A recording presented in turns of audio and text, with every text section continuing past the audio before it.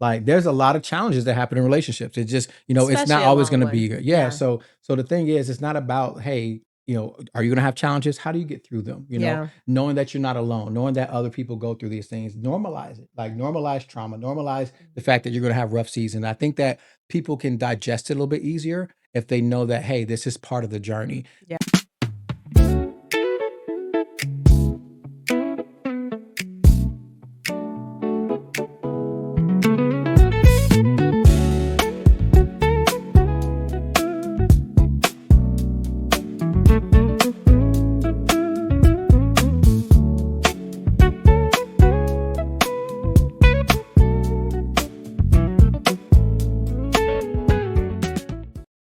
Hey there, and welcome to the Love and Leadership Podcast. I'm Star, and this is my husband, Trent. And so we're going to jump right into it. So I'm going to ask you some questions about our love, okay?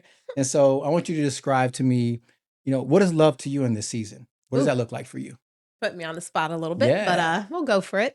So during this season, we are in a transitional period of our life. Kids Hmm. have moved out of the house. We've done a lot in the 25 years that we've been together, 20 years of marriage, 12 years of being self-employed Hmm. entrepreneurs. And things have just really, changed and evolved over time. But in this season right now, I think it's been a season for us to get to know each other again as individuals, as people, not mom, not dad, not, this or that, but just us. And I think not only are we sort of rediscovering who we are individually, but we're rediscovering who we are as a couple. Yeah. I mean, And I really agree good with that. place. And also, too, if you really think about it, because we've changed so many times over the season, they actually talk about this. What is the life going to be back after the kids, right? Like, what are you going to share? Yeah. Like, Are are we we just going to, actually going to still like yeah, each right? Are other? we just going to look at each other and have nothing to say because everything was about the kids, our career? Mhm. But I think that, especially over the last 5 years or so, we've really done a really good job of redeveloping our connection, right? As the kids got older, they Yeah. get more independent and started doing more things themselves and also sharing in entrepreneurship because the beginning it was rough in the beginning. Oh, We yeah. were two different Yeah. people bumping heads all the time. And listen, if you're going to work with your wife as an entrepreneur in your business, make sure you're ready for that. Okay, it's not for everybody, but I think that it was a great challenge that we were able to get through. But I also thought it actually taught us more about each other, right? Oh, And so absolutely. I really appreciate that season we had because now, like I said, that the kids are at the house. I feel like we are rediscovering each other again and having fun and doing all those things. And so I think it's I mean we're in a good place. What would you say? Oh, absolutely. Okay, Yeah. awesome. So let's get into this, right? So, we're going to first talk about attraction versus commitment, right? Mm. Attraction is what gets most people together, right? Let's be real, right? When you see your spouse or you see your date or the person you want to be with, something attracted you as far as their eye. Like, oh my gosh, she's beautiful. Look at the eyes. I was looking at saw your eyes, right? I mean, that just immediately draw me to you. But can attraction keep you there, right? Mm. So Right. at some point, commitment has to take place. So Yeah. first question to you is what did we believe love was early and how has time reshaped that for you? Mm. So I think long before we got together, I always thought that love was, just the butterflies, the good stuff, and then also a lot of romance, when Mhm. you're young. I mean, we got together literally as teenagers. We were Yes, I was 18 and 18. 19 years old, Yep, our yep. freshman year of college and Yeah, locked eyes. she came and got me when I was a younger man. So she was, I didn't know robbing the you're cradle. younger than me, So so, yeah, so that I was it was suave too like that. late I by had the it time like I that. found So out. But but I think, literally as teenagers, I think for me, romance was what love was. So it was flowers, it was chocolate, it was nice restaurants, I just assumed that if you had those things, that it would last forever. yeah, I think I kind of started this a little too high expectations. My first date I took you on was the melting pot, right? And I didn't. And back then you didn't have like reviews. You didn't know to look at reviews or stuff. It just had a cool name, and I had someone suggest, "Oh, take her to the melting pot. That would be great, right?" And little did I know how expensive it was. But I'm talking about I didn't know what a fondue was. I didn't know any of that stuff. And I'm like putting this stuff in a bowl, and I'm like, okay, right. But you were happy, so I Oh, felt like I yeah. did I something mean, right. like, started off with a very high bar, Yeah. and the funny thing is I think about 3 dates in, You know, you spent all your money. Yeah, I was And, quite broke. and I think probably our 3rd or 4th date was at IHOP, so Yep, yep, you had to that sums it scale up. back a So little bit. yeah, It wasn't realistic to yeah, keep the romance going at that level yeah. for so long. But luckily, I think that one thing that helped us is that, we developed a good connection through Mhm, conversation. I remember, one of the things that really attracted me to you was our conversations, right? mhm. I'd never really gotten deep into conversation with anybody before, right? And I think that we built something on that. And I think that's something that carried us throughout the years, even through our Mhm. rough patches and things. I Yeah. think that kind of pushed us through that. So, can I ask you another question? Is that okay? Oh, yeah, I yeah, know go you're supposed to ask. ask me another one, but I I just want to know, go he ahead. put me So, on the spot, but but go ahead. what do you think most couples misunderstand about love long term? Um, I think I think we really underestimate how challenging it is, and especially when you're talking about, marriage, living together, that person is in your space all the time. Every day. Every day, all day, and hopefully you have a healthy, separation where, you have your own group of friends, and they have their own group, and they have their hobbies, and so I think for us, when we first got together, we were together all the time. I Yeah. mean, especially, when we were as young as we were, it was like, "Wow, I met this person that gets me like nobody else ever got me, and I'm super attracted to them, and I have butterflies all the time." And so I think we got used to just being together 24/7. And I think over time, we learned how to have healthy separation. We learned how to miss each other so we could come Yeah. back together. But, I think just in general, that's important to kind of never lose yourself fully in the relationship, Yeah. but also learn how to partner, learn how to have realistic expectations, and learn that love is long term, Oh it's a yeah. journey. Yeah. It's not a destination. You don't get there and then you're there and you've arrived and you're done and you won. Yeah. It's every day, every moment, every opportunity, those little things that show that you care and that you're committed and that you're in it for the long haul. Yeah, and I can think that can be difficult sometimes because you talk about commitment and sometimes, being able to miss the other person or have other hobbies or people and things. We had children very early, right? Mhm. And so none of our friends literally had, children or anything like Yeah, that. we Our were the first responsibility ones changed, to get right? married And out so of first one our get all of our married. And friends. so since we're being young and then our friends in a different space in their own life, we didn't have any peers where we can just be like, hey, we're gonna go hang out and go do this, or we're gonna go Yeah. travel. I think that, was a little difficult sometimes because now it forced us to kind of be together all the time. We didn't have, that extra healthiness of outside of our family or our marriage or even our kids in our first few Yeah. years. Yeah, for sure. I mean, looking back, I think when you plan things out in a certain way where you are your meeting your needs in different ways and you're not putting all the pressure on one person to meet every single need, Mhm. I think that makes for a less stressed relationship Yeah. and, hopefully one that can, that would have a greater probability of surviving. Sometimes when I look back at our life, I feel blessed that we True. survived. Yeah.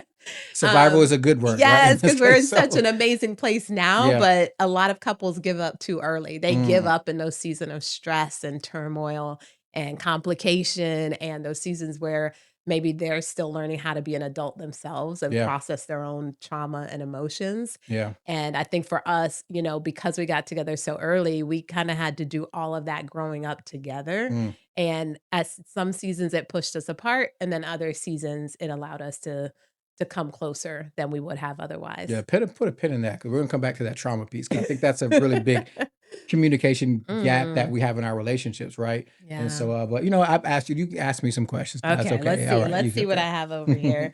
Um, so I think we mentioned before about, kind of like the butterflies and those feelings early on and those expectations, but I think even diving into that a little bit deeper when it comes to attraction Mm, versus commitment is an area that we could go.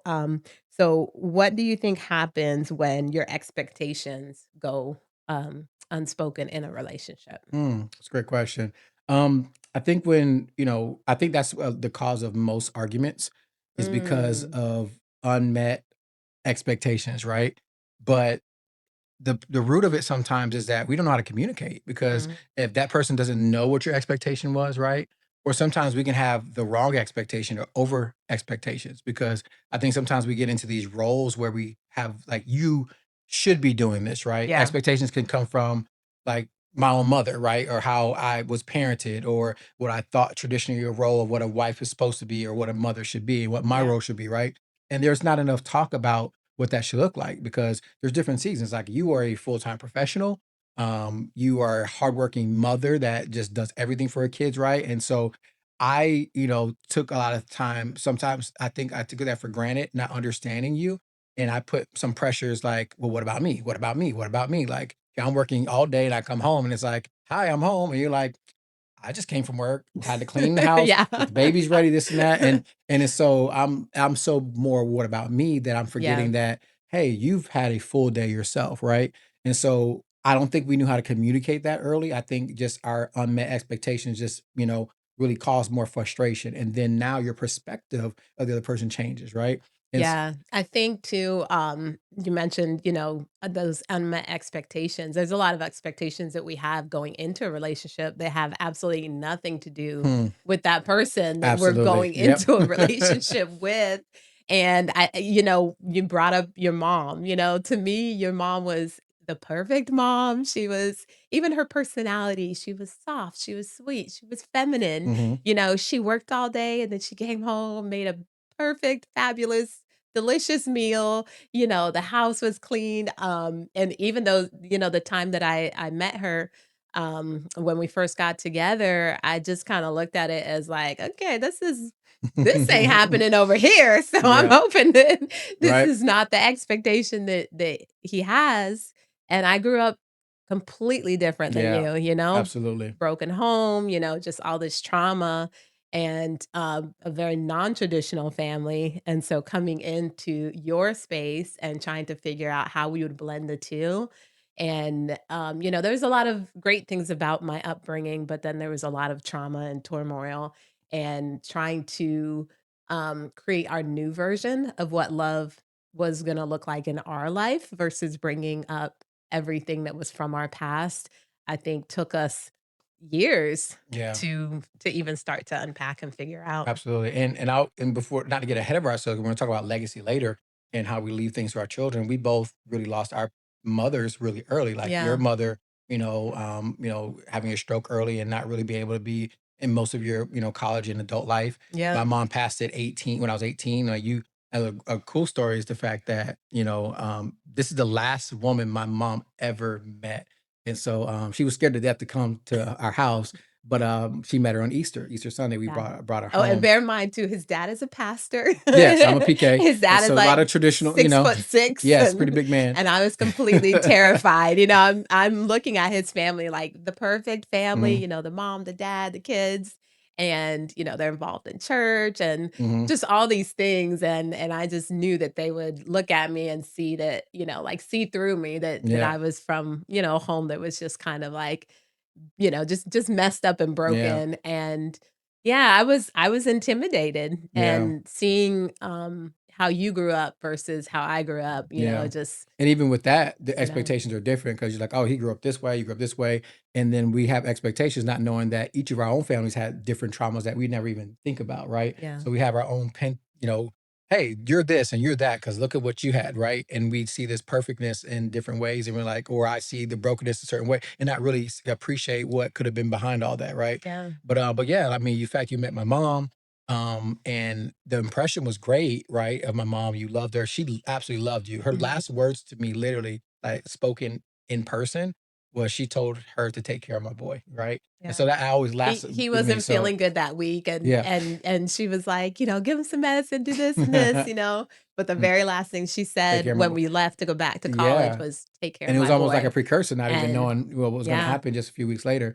But I think about that and I wonder, like, man, has she been in our life, Mm, like how those expectations, or how like you could have been able to use her as a ally in your life to ask, hey, yes. how does this work? What does this look like? Yeah. How do I use this in situations? Because she obviously navigated with something well, but I'm pretty sure there was so many issues and troubles she had that, go unspoken, but she learned how to, and that's knowledge that can be passed on, right? I Yeah. think a lot of times we don't get the knowledge for ourselves, especially when you become a young family, a young in a relationship. We don't get the knowledge of what we need because of the fact that we don't ask questions or Mm. the right upbringing for us doesn't happen. We're going to dive into Yeah. that when it And comes a to lot of likes a times little it later. doesn't Yeah. feel like a safe environment to ask questions. Yeah. Oh, You for you sure. feel like everybody else has it figured out and you're the only one that doesn't know. Yeah.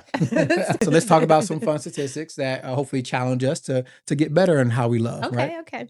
All right, so the internet says, couples who express appreciation regularly report higher relationship satisfaction. So how do you feel like we're doing, I guess, in this season of Mhm. expressing those things to each other? Yeah, I think I would give us like an A now.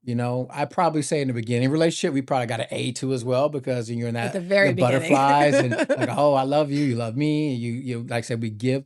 Just imagine how the beginning of a relationship, if that's what it was like the whole time, right? Mhm. So I think sometimes once we get in the relationship and things start settling, we lower our expectations because it's like, oh, we got the goods now. We got what we wanted, they got the woman, got the perfect, got all the stuff, and then we don't continue to keep that person with the stuff we were doing before, And our right? expectations, I think, of the other person grows. Yeah. So it's almost like you don't realize it, but you end up doing less than what Hmm. you're doing before. And you're expecting that To person do more. to either stay at the same level of Hmm. quality or do For more. sure. And you get highly disappointed. Yeah. So I've seen the big difference in how I appreciate you now. Your season's different now. Like I said, as a traveling back and forth for work, I don't get to see you for, sometimes 4 or 5 days, three, 3 or 4 4 days a days week, at a right? time. And so, and Mhm. the other 3 or 4 we're together. So I think that I appreciate our time a little bit more. Yeah. But I want to make sure that where it used to be, you would make sure the house was clean, everything you needed. I make sure when you walk in that door from all the stuff you do, and we're both very busy now, right? But I am home, so I can take care of the home to make sure that it's a little bit easier for you when you get home. Now, here's the thing. Let me not get twisted. Like the fact that it's an empty nester house, it's a little bit easier for me to kind of take care of one Yes. person, right? And the dogs, that's all. But besides that point, Right. it's It's like it's my season of taking yeah, care of the it's a house little is bit a little different. bit harder, But but but that's all but right. it's about the gesture, right? Yes, Like you have clean absolutely. dishes, right? You Yeah. don't have to come back and do my dishes. You don't have to take out, dirt, do all well, you still do laundry. I think and here's the I thing. like to do I, laundry. I I like to do it purposely the I way get to I wanna do purposely it, leave the so laundry because if I do the laundry, it's just like she going so yeah, anyway. he's gonna Uh, mess something up. yeah, so I let her, but I think that those little small gestures of Yeah. appreciation that you feel actually go a long way because then now we can enjoy each other, Mhm. less arguments. I think that there's a sense of peace that's around the house because let's be real, when you come home stressed, right? And my expectation used to be is you come home and it's like, I'm home, you're home, I'm here. Why are you stressed? Like you should lay it Yeah. all. But it's not reality. There's two expressions when you go to work, you don't bring work home, right? Or you don't bring home to work. But that's literally impossible because you are Yeah. a human being, right? So now when I think that when I make the house to a place where you can transition the right way, Yeah. it allows for you to be able to, be who you need to be. And I think those little appreciation things go a lot further.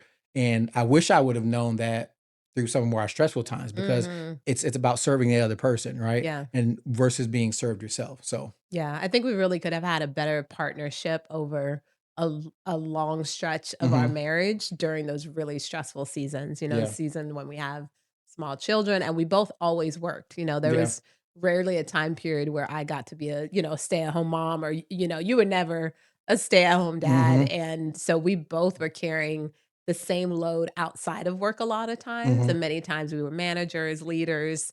So we were carrying all of yeah, that outside of work, and then we absolutely. both would come home empty, and the other person's looking at you like, "All Right, right, where's mine?" exactly. And I And you didn't don't have have anything anything to give. left, you didn't have Nothing. anything left, Right. and we're both just, left Right. trying to figure that And out, so listen so to this, guys. Listen, this is real life stuff. Like it's not about the butterflies, all the good love. Like there's a lot of challenges that happen in relationships. It just, it's not especially a always long going to one. be good. Yeah. Yeah, So the thing is, it's not about, hey, are you going to have challenges? How do you get through them? yeah, Knowing that you're not alone, knowing that other people go through these things, normalize it. Like normalize trauma, normalize the fact that you're going to have rough seasons. I think that people can digest it a little bit easier if they know that, hey, this is part of the journey. yeah, But I think Michelle Obama actually said this very well. She was like, she take, hey, those 5 to 10 years that maybe weren't as good for the 30 to 40 that she knows are going to be amazing. Those are some good odds, right? And I yeah, think that if we really think about relationships long term that way, we get better commitment out of it. So yeah.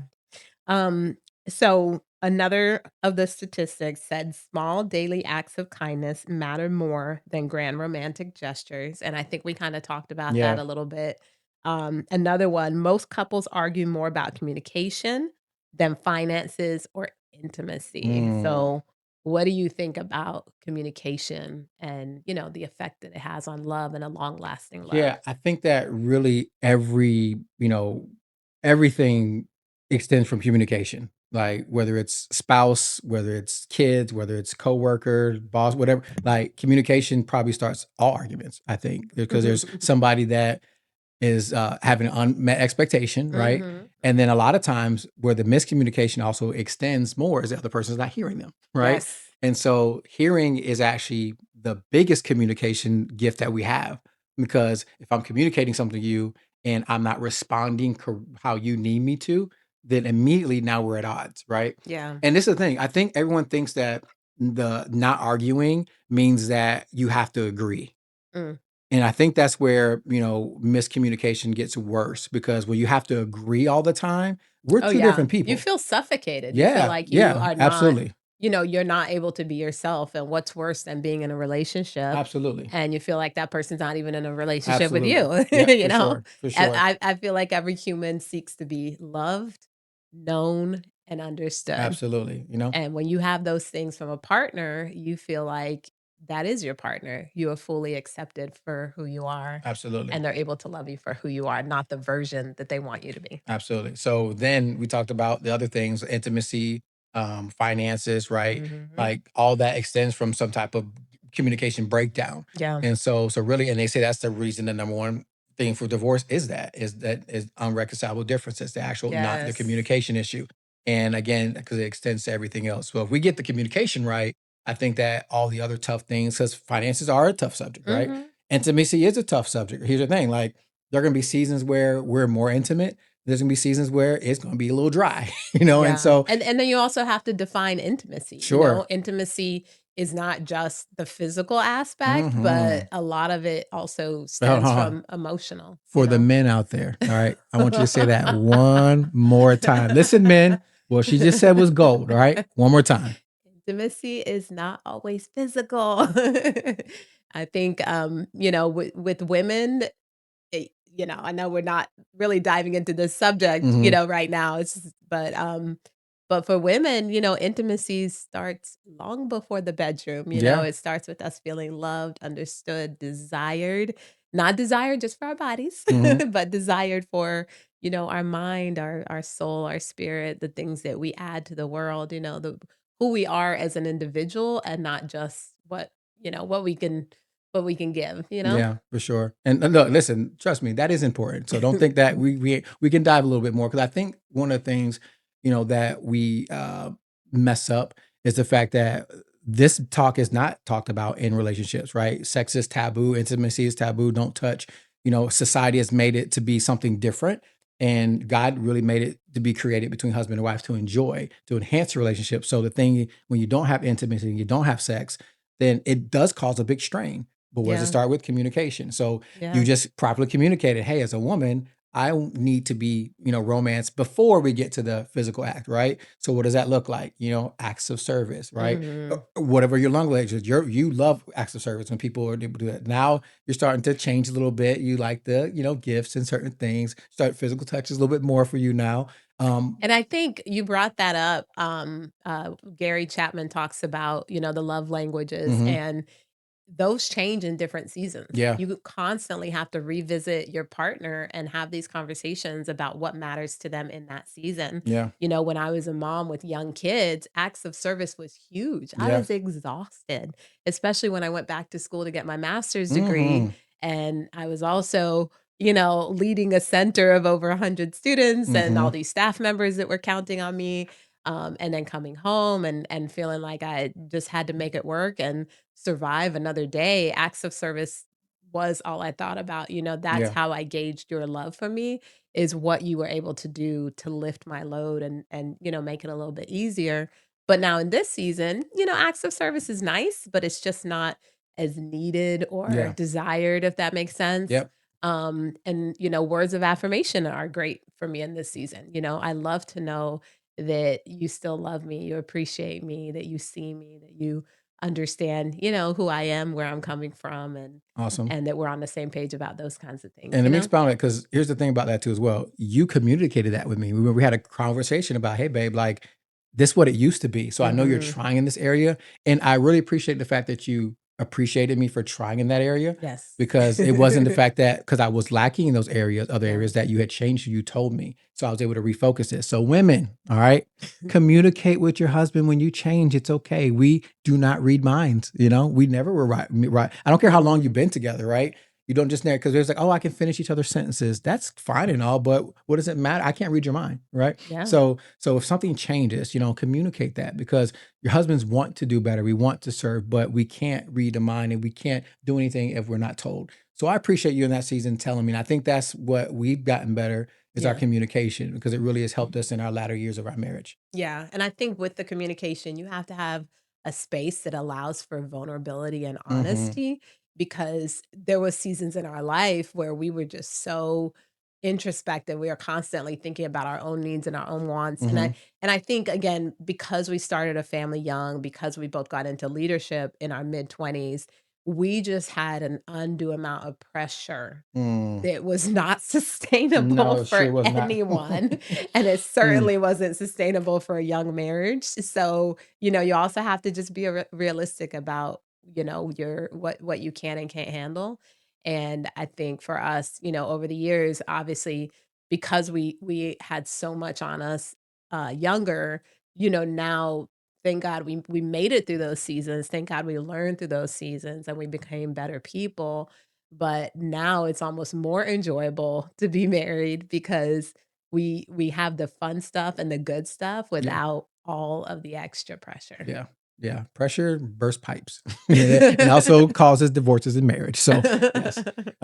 Any more statistics or full fun Okay, facts? so it says shared laughter is strongly linked to a long-term relationship We stability. laugh a lot. I We like that. do, and I mean, I feel like we actually are best friends, and Hmm. we've been best friends Oh, for I'm still your best yes, friend. I'm That's so yes. sweet, man. That's so sweet. I appreciate that. Um, but just like with best friends, right? One minute you're on the same Hmm. page, the next minute you're Yeah. ready to pull your hair out Yeah. because you feel like that person doesn't understand and you're Yeah. expecting them to. But that's also Um, pressure. Like when you yeah. become really close and best friends and those that is a lot of You're pressure expecting because that person to meet expectations all like your needs and exactly, they can't. and so sometimes you have to kind of dumb those down a little bit and realize that wait a minute, she's also human, right? Mhm. He's also human, and I think that human aspect, like when we put each other on a pedestal so much in relationships that we forget there's a human aspect of that person. Nobody's going to be perfect, and the closer somebody is to your bubble, I love Darius Daniels because his book, Relational Intelligence talks about this, about putting people in buckets. And the closer Mm. that person is to your inner circle, the more expectation. Because Yeah. also too, they actually know everything about you. You Mm. release everything to them.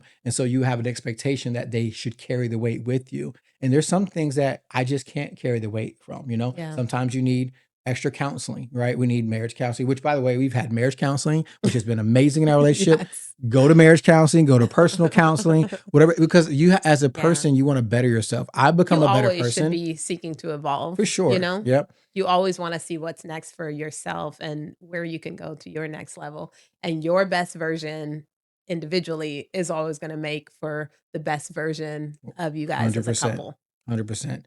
So thank you for those fun facts, girl. I appreciate that. So we're gonna switch gears a little bit. We're gonna talk about choosing love daily, all Mhm. right? Because love is a choice. I think sometimes, we think about love and we're like, it's supposed to be automatic. It's like Mhm. it just comes with it. You better love me. You should love me because the fact that I'm your husband, you're my wife. But the person you actually have to choose it, right? And Yeah. the choice is not necessarily because of what you think. I think the choices are based off your actions, right? And so let's talk about that. What does choosing love look like on an ordinary day for you?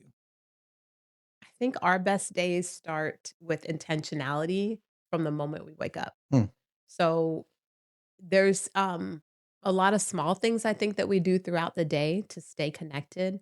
One of the biggest things that I feel sets our day up, successfully individually as well as a couple is praying together. There's days when we're rushed and we're just have our own stuff going on and we kinda just both don't have time, we go our separate ways, we're getting up way too early and it's chaotic and the chaos continues throughout the whole day. What's the saying? A couple that prays together stays Stays together, right? together. So And then there's those days where we wake up, we pray, we kinda set our day, we set our mindset, and we set intentionality for what we want the rest of, those 8, 9, 10 hours to look like before we come back together. And I feel like having, that spiritual connection as well as that level of spiritual intimacy with one another um, allows us to really, just kinda set the rest of the tone for our day, and it goes much better every single time. yeah, so that's the ordinary days, right? But you have some, like you said, crazy days, some pressure packed days and Yeah, things. Again, pressure burst pipes, right? We just say, but how do stress, leadership pressures, responsibility, like, how does that test the relationship, and what does that look like when in those seasons of love?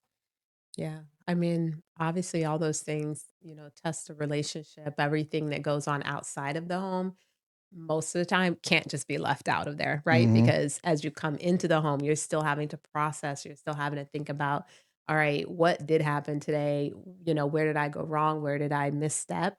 And what do I need to figure out for tomorrow? So I think a lot of times our mind is still busy with the outside stuff when we come inside. And we need to get better at communicating with our significant other so that they understand that it's not personal. Because Yeah. sometimes you can, snap on somebody or you can have that, demeanor that you're not fully present, and I think allowing yourself to really communicate and be honest with that person and say, "Hey, you know, I'm not in the best mood right now. Maybe I can't give you 100%. Maybe I can only give you 50, and this is why." And a good partner will pick up the slack Yeah, absolutely. or they'll remind you who you are because there's times where you feel defeated, you haven't had a good day at work or you haven't, been able to accomplish those things that you know you were supposed to or that you're capable of. And to have that person that's got your back that says, "You know what?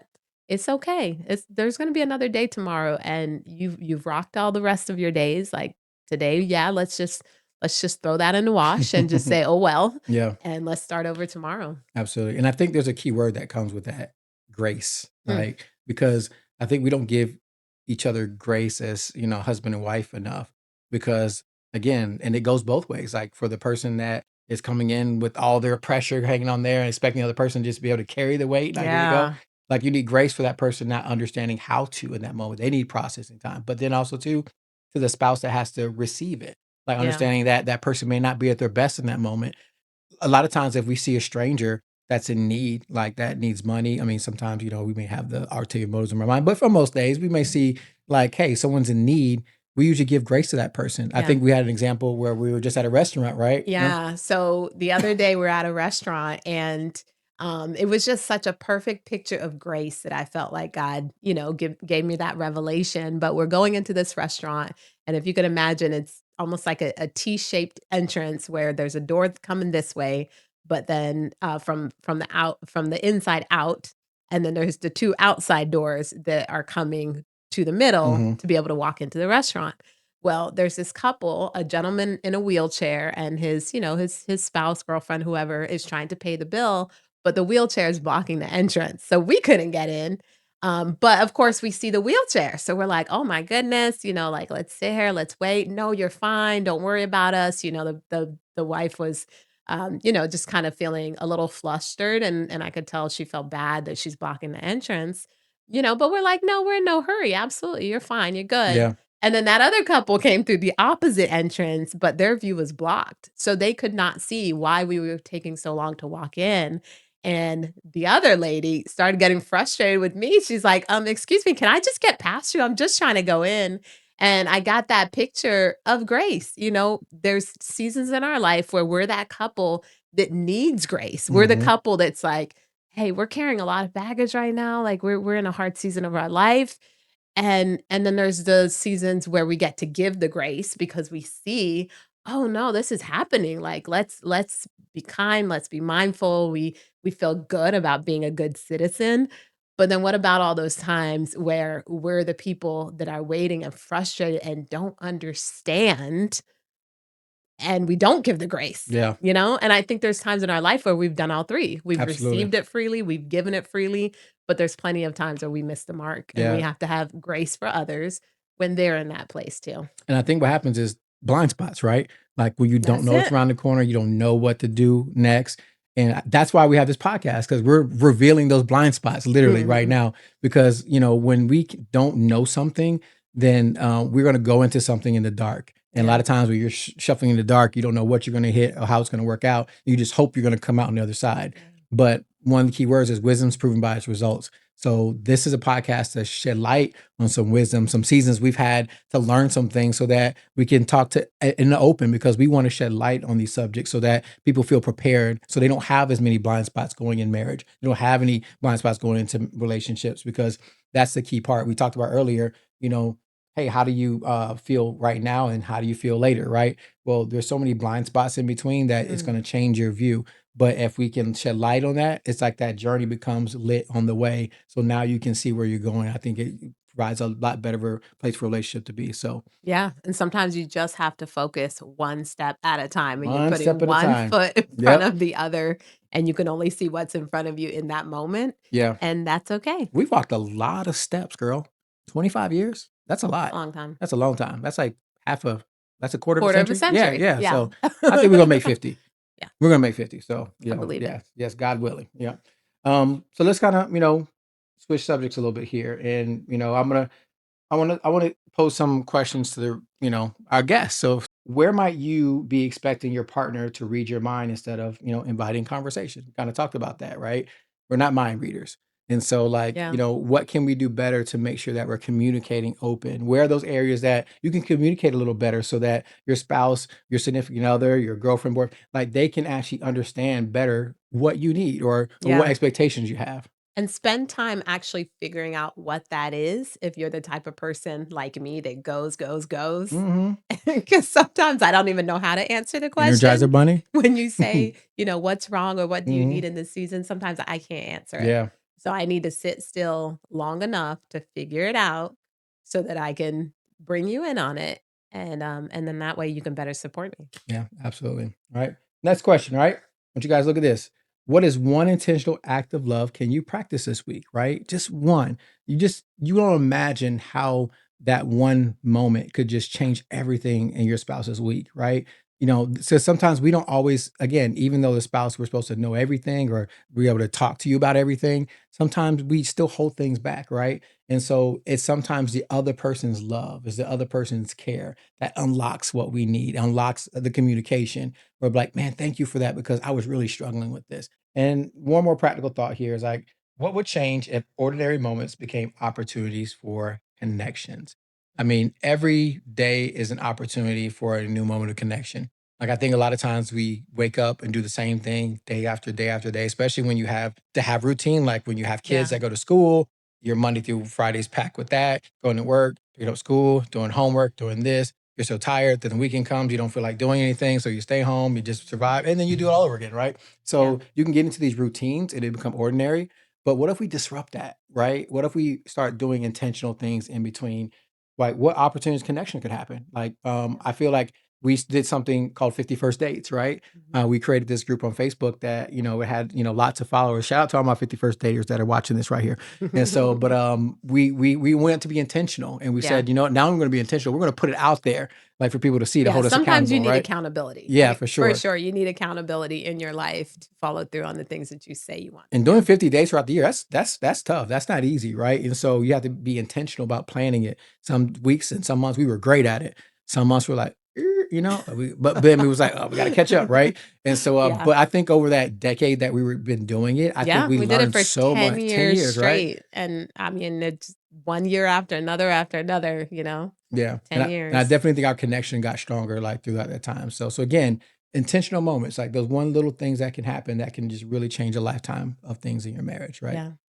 I think as we close out, I just wanted to touch briefly on legacy. Mm. The legacy of love. Like, how do we ensure that we're showing our kids and maybe those that follow us what that looks like, and how do we continue to have that mindset of paying it forward? So, what are your thoughts on that when it comes to leaving a legacy of Man, love legacy is important because one, the Bible talks about a wise man leaves an inheritance, for his and it's for his children? children. Yeah. And it's like, And inheritance his children's and his children. children's children, right? But I think a lot of times we confuse inheritance with just financial, Mm, right? Inheritance is everything, yeah. like what character did I, leave behind? Mhm. What attributes did I leave behind far as like, Even traditions, yeah, right. Traditions. Like, I mean, the things that we've set up over time that have kept our family together and our Yeah, kids coming back. I love our Christmas traditions and Thanksgiving traditions and the things that we've built there. But I think that, it's got to be intentional, right? And it's got to start early because yeah. what happens is we wait too late and our kids start into their habits and things.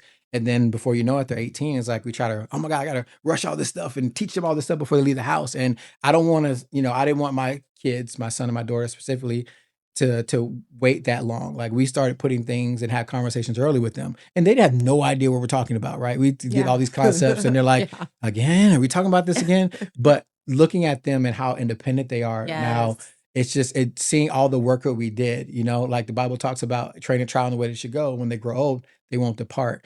And what that means is, when they grow old. So that means that it's a process. They're not going to get it when they're 5, 6, 7, 8, 10 years old, 13, 14. But the hope is when they're out there in the world, they've man, those things sunk into them. So I think that, leaving a legacy really starts with, your intentionality. Yeah. And I think love and how we love each other as a husband and wife, it bridges the open door for their relationships, which hopefully is Mhm. going to be a big part of their life. And I want you to talk about a little about that.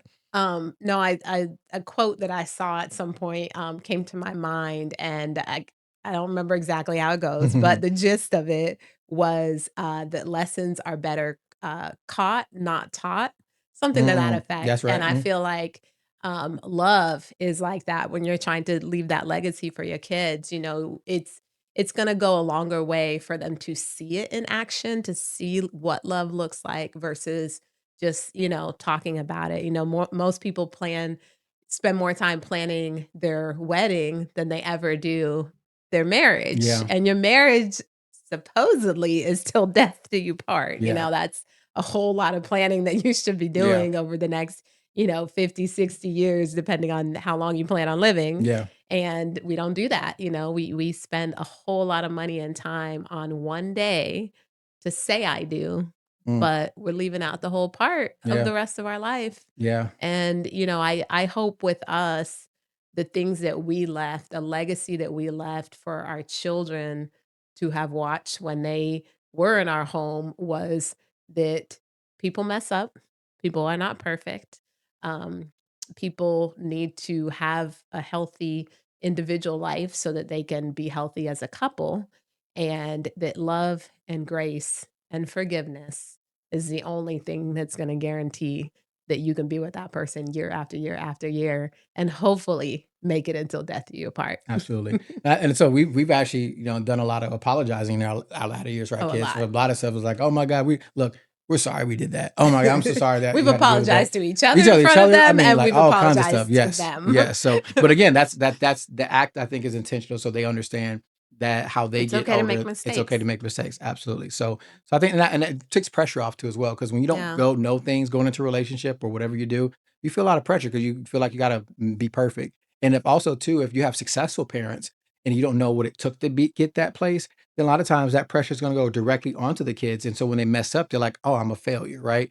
But when they see your failures, when they see the things that it took to get to a place, I believe that they then can give themselves grace in trying to get to the place they're going to be. And then it Yeah. allows for us not to put pressure on them too as well. So Yeah. absolutely. So a little bit more on legacy. I think, one thing I want to ask you before we close out, what does faithfulness, communicate more than words can?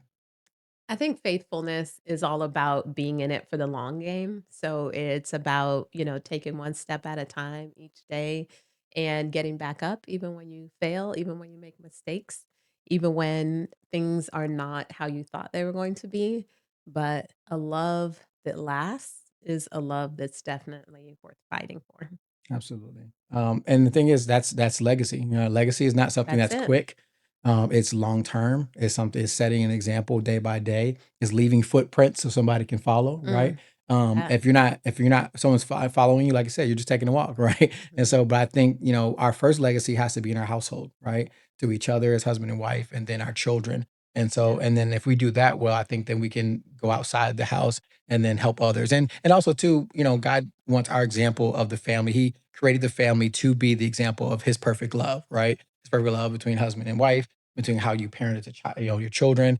Like he wanted that to be the example. And unfortunately, in society, there's so many broken homes. So I think that broken love is very easy to see, and it goes throughout our society, and that's why you have such a high divorce rate, or so many single parent households, or even just trauma dealing with children growing up. And then a lot of times they're like, I don't want to get married. Why would I want to deal with all Yeah. that It's a stuff? You big know, if you thing had to deal now. with that, right?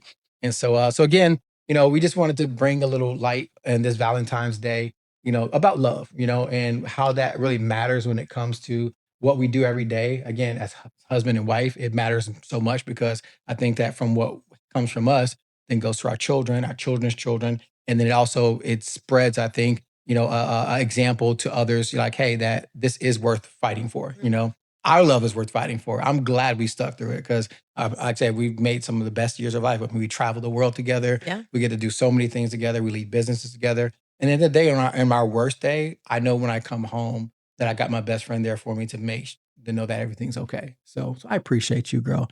Appreciate the Gotcha. 25 years that you put up with me. And I do say put up with me because you put up with a lot with me, you know. And so, but I Yeah, think at the end back of the at day, you know, we were good together. So love you, baby. All right. you. So again, thank you so much for joining us on this episode of Love and Leadership.